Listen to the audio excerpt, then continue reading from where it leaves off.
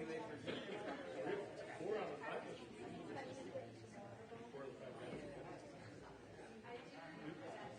I never skied on that. Because Freddie's taking trips.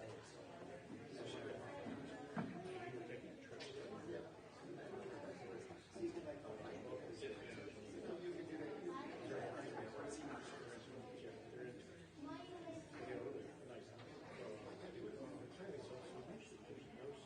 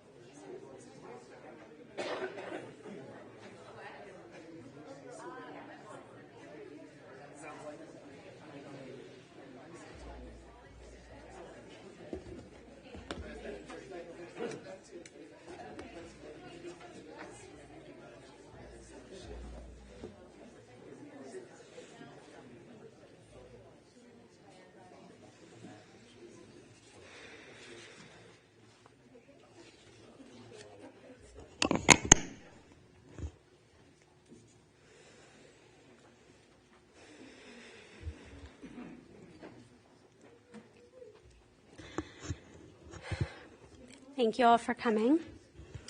I am Rabbi Carrie Vogel, but I stand here most importantly as one of Gert's granddaughters. The famous female Israeli poet Zelda wrote, "L'chol ish yesh shem." Each of us has a name. She writes, each of us has a name given by the source of life and given by our parents. Each of us has a name given by our stature and our smile and given by what we wear. Each of us has a name given by our mountains and our walls. Each of us has a name given by our stars and given by our neighbors. Each of us has a name given by our sins and given by our longings. Each of us has a name given by our enemies and given by our love. Each of us has a name given by our celebrations and given by our work. Each of us has a name given by the seasons and given by our blindness. Each of us has a name given by the sea and given by death. Gert was a woman who went by many names: mom, grandma, aunt, super savta, friend, and neighbor. She was also an adventurer, a storyteller, an Israeli, a walker, and a cancer survivor. To say that she contained multitudes would be an understatement. I remember many years ago when Rachel and Sarah and I were maybe 9 or 10 or 11 years old, and we were walking with Grandma to the grocery store near the Petrus house in Indianapolis. And on the way home, we decided to play a hilarious game called Statues, where we would walk behind Grandma and just freeze, refusing to budge. As an adult, I can now understand that this game would be tremendously annoying, but to a young child, we thought it was absolutely hilarious. And naturally, Grandma did not. And midway through the walk home, she turned around to us and said in a voice that we very much recognized, "My witch is coming out." This is what Grandma would say to us when she wanted us to know that we were annoying her, and we knew that when she said, "My witch is coming out," we needed to give her space and leave her alone. Now, as an adult, I understand that what Grandma was actually saying is, I'm not just a grandma. I'm a person, and I'm allowed to love you and also be annoyed with you because I am human. She made us ice cream sandwiches with waffles for dinner when she and Grandpa babysat, and she also feared the vulnerability that came with admitting that she needed help from others. She laughed deeply and heartily when something delighted or surprised you, and she sat by her dying daughter's bedside, and she would also refuse to talk to you if she was mad at you, and she hitchhiked in Israel long after we all begged her to stop.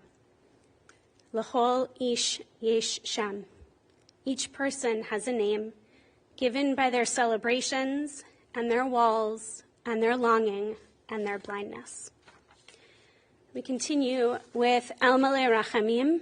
Please rise as you are able.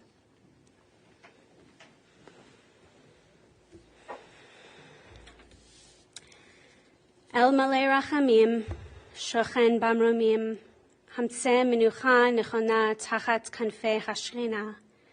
Im Kadoshim Utorim Kezohar Harakia Mazhirim Et Nishmat Rut L'chalacha L'olama. Ba'al Harachamim Yastireha Beseter Knafav L'olamim. Vayitzror Bitzror HaChayim Et Nishmata. Adonai Hu Nechalata. V'tanuach B'shalom Al Mishkava V'nomar. Amen. God of mercy, God Most High, may the soul of our loved one who has gone to eternity find the gift of perfect peace in your embrace. Compassionate God, hold her close to you forever so that her soul may be bound up in the bond of life eternal. May she find a home with you, and may she find perfect peace in your arms. And together we say, Amen. You may be seated.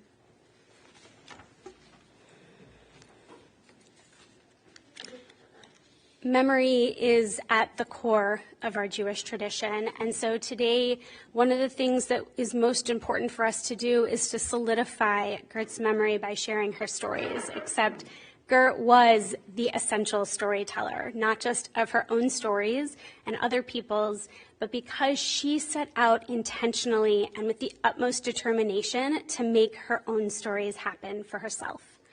Like so many women of her generation, she wondered, is this all? But like so many others, she decided to do something about it when she realized the answer was no. She knew the detailed histories of the vast majority of the things in her home. God forbid you asked her a question about where something was from and literally just wanted to know where it actually came from. She became an Israeli citizen at the age of 67 and volunteered in the army. She supported other cancer survivors long after she had been through the experience herself. She took incredible delight in all of the adventures that her grandchildren had, and was particularly thrilled with all of the opportunities that her grand and great-granddaughters had that they could and would experience, which had been unavailable to her. In an article that Grandma wrote for the Cleveland Jewish News after returning from a 4-month trip to Israel, she wrote, "Since my most recent return to Cleveland, many women my age have told me that what I did was great, but that they could never do it. I must have always been a gutsy person," they say. Not so. I just feel at this time of my life, when something is important and possible, I should go for it. Why? Why not? This sums up Grandma quite well. She always just went for it. I'm going to invite up Polly now to read some words from Rabbi Roberts at Temple Emmanuel.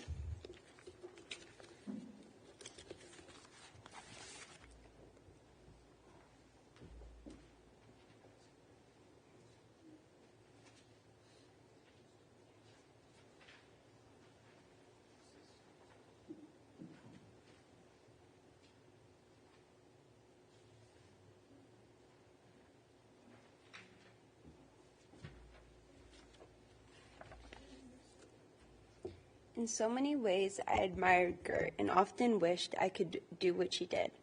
How jealous I was that she would go off to Israel year after year and serve in volunteers for Israel at the various army installations. I remember her telling me once about repairing radio units in soldiers' headsets. Just spending as much time as she did in Israel, walking and visiting the various areas. She put her actions into her beliefs. Speaking of walking, I was so jealous that she was able to walk into nature and that she enjoyed so much, and she marveled at the flowers, trees, and animals. Visiting her home was a trip back in history. She loved ancient furniture. Speaking of family, she was so proud of them, for they followed in her footsteps of being an advocate for rights about women. There were annual family walks and extended family picnics.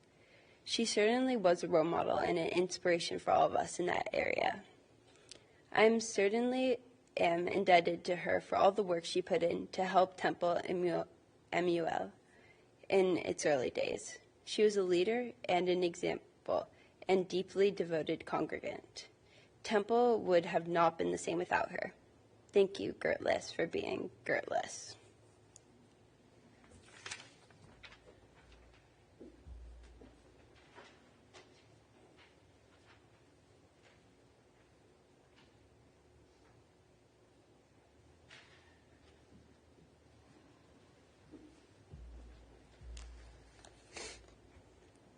Hi, I'm Rachel Petru. I am Gert's granddaughter, and I came to this place on Wednesday night. Wednesday night. Tuesday? Yes, Wednesday. Sorry, wow, time. I came to this place on Wednesday night to participate in the ritual of Shomer, to sit with her spirit as it journeys to whatever comes next. It's something I do in Los Angeles, but nothing I've done for a family member before. And I pulled from the shelf of books, The Gates of Repentance, which is the Reform Movement's book of prayers and meditations during the High Holy Days. I don't know that they still use this one, but it was there, and I started reading some meditations and came upon one that really spoke to a conversation that we've been having for many years that I wanted to share.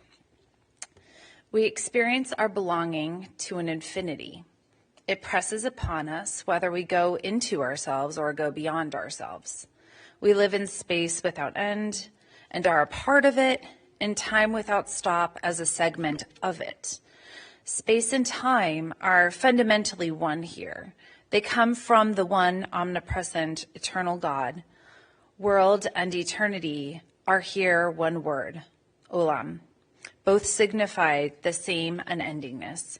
We live in this unendingness and from it.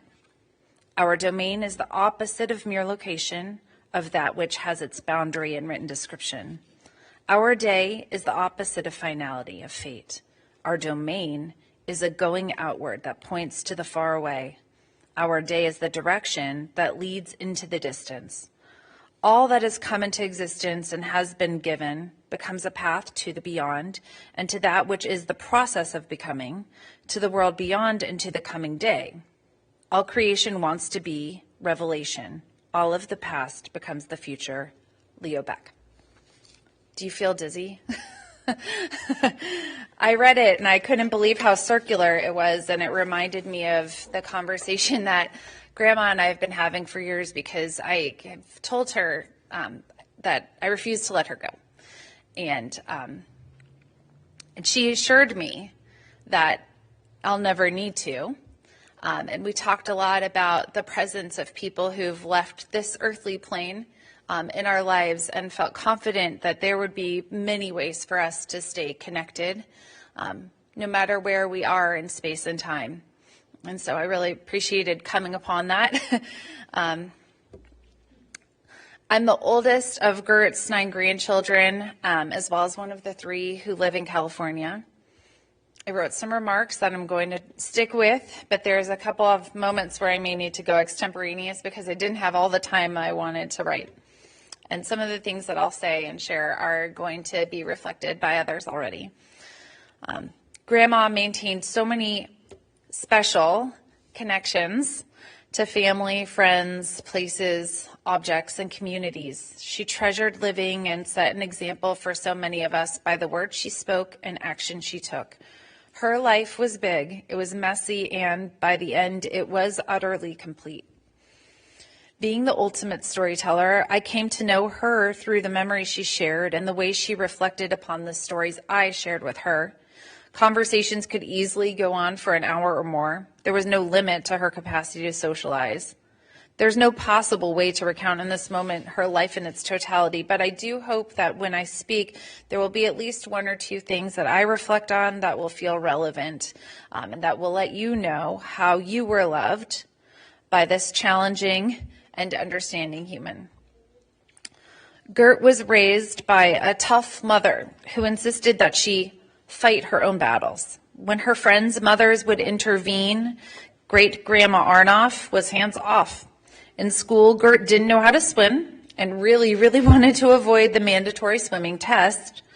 And other kids who were being bailed out of the test by their parents were a source of envy to her. Gert had no parental backup to excuse her. So, full of adrenaline and determination, Gert accepted her fate and took the test. And as she describes it, she ran across the surface of the water from one end of the pool to another. Oh, and it's front to back. Let me flip. This fighter self-identification was always in her subconscious, and it was easy to see it bubble to the surface. Sometimes her fighting was virtuous, and sometimes it was to her detriment. She fought to stay connected to her loved ones, and she fought to claim agency in each of the 3 stages of her life: before Irv, during Irv, and after Irv. A little more than 2 decades ago, Gert defied the odds and survived a late-stage ovarian cancer diagnosis. After that, when she was learning to manage her own household for the first time in her 70s, she fought the utilities companies and against University Heights bureaucracy. She fought against the perceived indignities of her life. She pushed back on well-intentioned nurses in the hospitals and against the good advice of her home aides. No one was more affected by the fighter and grandma than her children and Irv, who we lost just a few years ago. And I can't eulogize my grandma without acknowledging the patience, devotion, persistence, and pain of Terry, Bonnie, Nancy, and Kathy of blessed memory, as well as their partners who support them. while the rest of us got to see mostly the best version of Gert. They lived with the light and the dark. And from my vantage point, it was clear to see that she could be really, really difficult. And I wanted to give her children my never-ending gratitude for the way you managed to make space for each of her grandchildren to forge our own connections despite the complications with your relationship to her. She didn't see herself as a fighter exclusively because she was also a survivor and a lover of life. She loved things. Her Claver Road home was populated by an immense collection of possessions, each which had some kind of associated story, whether it be traced back to an antique shop that she and Irv visited on a road trip to her from Florida, treasures found and claimed from the estate of friends or family members, or relics from her adventures abroad. Gert was sensitive to the energy of inanimate objects, and I believe that she actually felt as though they and the story she associated with them kept her company. Her grandchildren and 11 great-grandchildren felt a sense of wonder and magic when visiting Claver. Other young children did too, including cousins and nieces and nephews of cousins and children of cousins and neighbors. As young children, there were rooms and items that were off limits, and we were encouraged to be gentle and touch with our eyes. Some of those rooms we were only allowed to visit after we were much older, and they were the greatest reveal ever.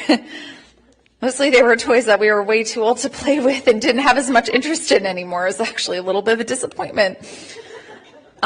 Many of us have pictures of ourselves and our kids holding hands and dancing with a toddler-sized doll. Using the player piano with Gert's help or with the help of an elder grandchild was an unforgettable privilege. And everyone will remember the basement playroom full of vintage Fisher-Price toys, rideable wagons, board games, and figurines. She was always planning for the eventual transfer of her items to others. She wanted nothing more than for museums to adopt her valuable goods, especially antique garments, and she always encouraged her grandkids and great-grandkids to claim our favorite items. With a piece of tape stuck to the bottom, we would put our name on it. I looked forward to owning the giant antique cash register my whole life, only later to realize that it was too huge and impractical for my Los Angeles house. Many of us are wearing jewelry or items of clothing of hers. The sweater is hers. As you can imagine, it came from Israel. And I know that this would bring her immense satisfaction to know.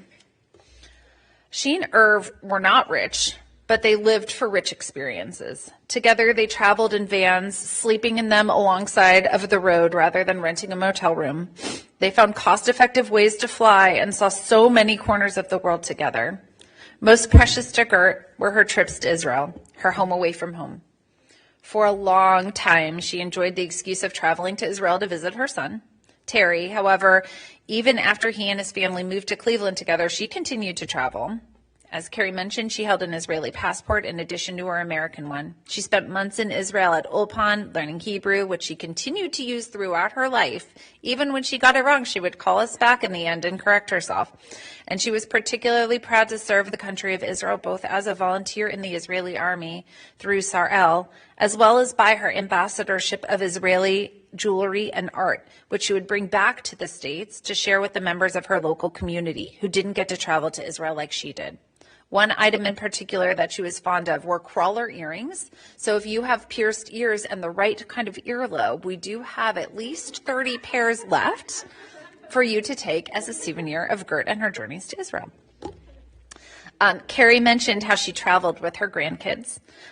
She was so patient on one particular trip when my sister and I had Frosties from Wendy's and spent the entire drive. Were you in the car too? Throwing up Frosties into buckets. Remember the buckets they used to give you your Happy Meal in? But they tolerated these kinds of things. They just brought us to their house, put a sleeping bag on the floor beside their bed on the wood floor, put us to bed, and in the morning woke us up and gave us a big, hard plastic bag of costume jewelry to untangle and play with. She really tended to her garden, as many of her neighbors remember, and I'll always, always relish the taste of the fresh strawberry tomatoes and the berries that grew in the back of her yard, and as well visits to Belvoir Elementary School's playground. Gert was fueled by relationships with friends, some of whom she kept since her school days. Having lived in her home on Claver for more than 6 decades, she befriended neighbors who doubled as chosen family. She was thrilled to discover extended biological family, and her commitment to documenting these connections is shared by her daughter Bonnie. Not only did she know who the various long-lost cousins were, she got to know as many of them as she could. And they've often told me that getting to know Gert and hear her stories helped them to contextualize their family experiences as well as process and heal.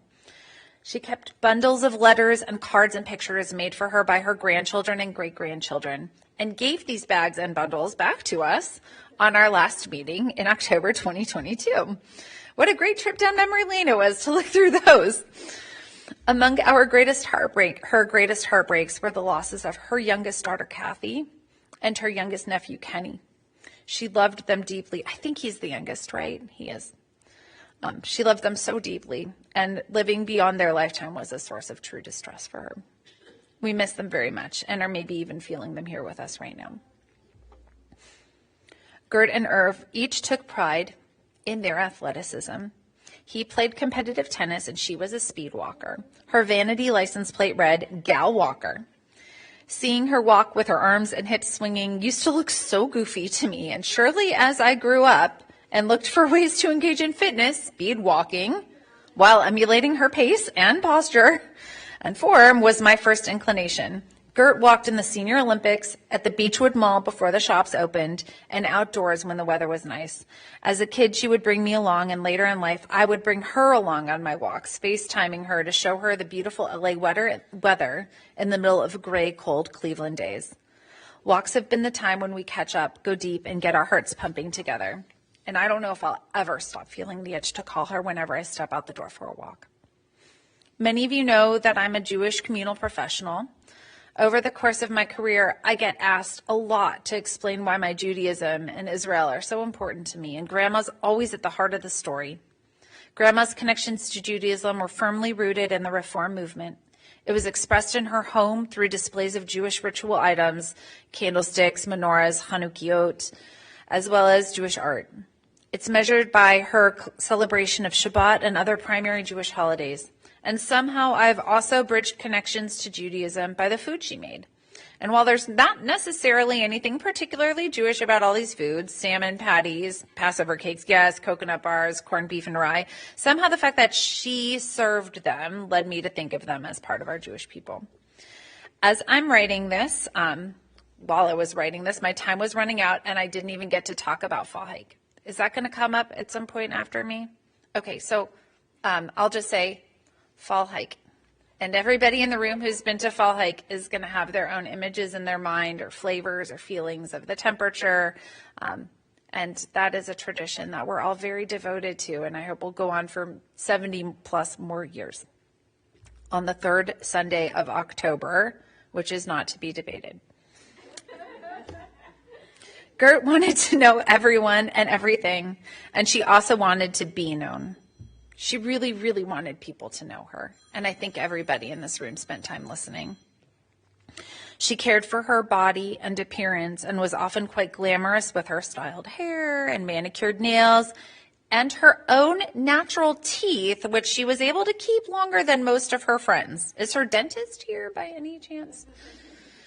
She loved shopping and being styled and seeing her grandkids try on clothes that she would treat us to. I really could go on and on. I know the memories always will, and though I'm incredibly sad that the road on this leg of the journey has ended, I know that this is the start of something new, and I'm curious to know what the future Gert magic lies ahead. Her granddaughter, my sister, Sarah, suggested a song that could carry Gert's spirit, and it was one that many of us will remember, one that carried debates about its appropriateness. But she did many things appropriate and not appropriate by judgment of others. And she sang the song anytime a walk had gone on just a little too long. It's a song that gives us that extra little push to keep putting one foot in front of the other as we travel to our destination. It's simple, and if you know it, I invite you to sing along. Show me the way to go home. I'm tired and I want to go to bed.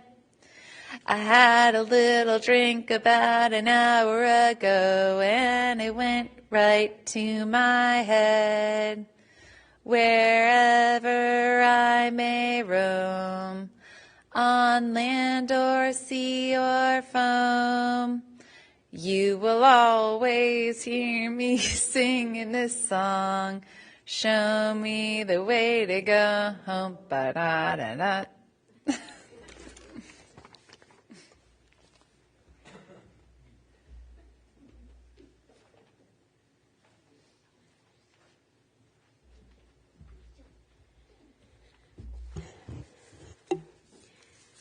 As we care for each other in life, so too do we follow that responsibility in death. And so when we leave here, if you're joining us at the cemetery, we'll be participating in the ritual of saying Kaddish for the first time for Gert, and also the ritual of shoveling dirt. We'll end here with the words of Psalm 23. With God as my shepherd, I shall not want.